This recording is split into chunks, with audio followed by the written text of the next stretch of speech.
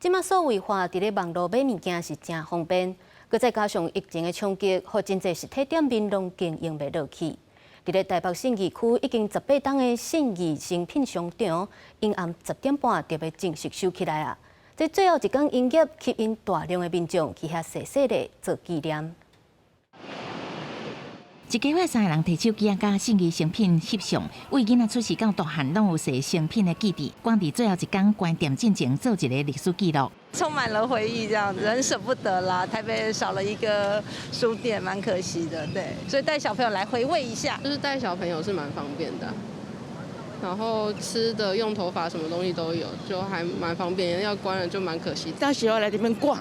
很棒的一个地方，不管是复合式啦，或者书，从头到尾都要看，很棒的地方，舍不得 close。全球上大的繁体中文册店信义诚品，因为遭遇到期，出自统一集团要收回场地，伫平安暝暗时10点30分正式关门进前，人客拢进入来复合式商场，业者又排队动线，维持人会当较顺。诚品表示，这是24点前册店第2届古转移店，为敦南到信义店，嘛观察到无工族群对册店的需求。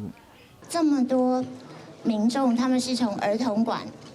文具馆，然后到书店，然后他们讲他们小时候在这边手作，然后年轻的时候、学生的时候在这边准备考试，然后之后可能成家的时候再带自己的小朋友再回来这里。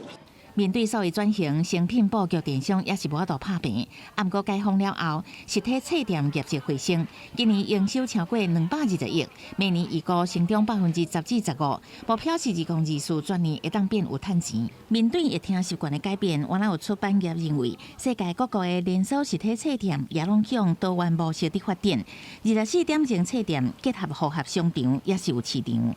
记者综合报道。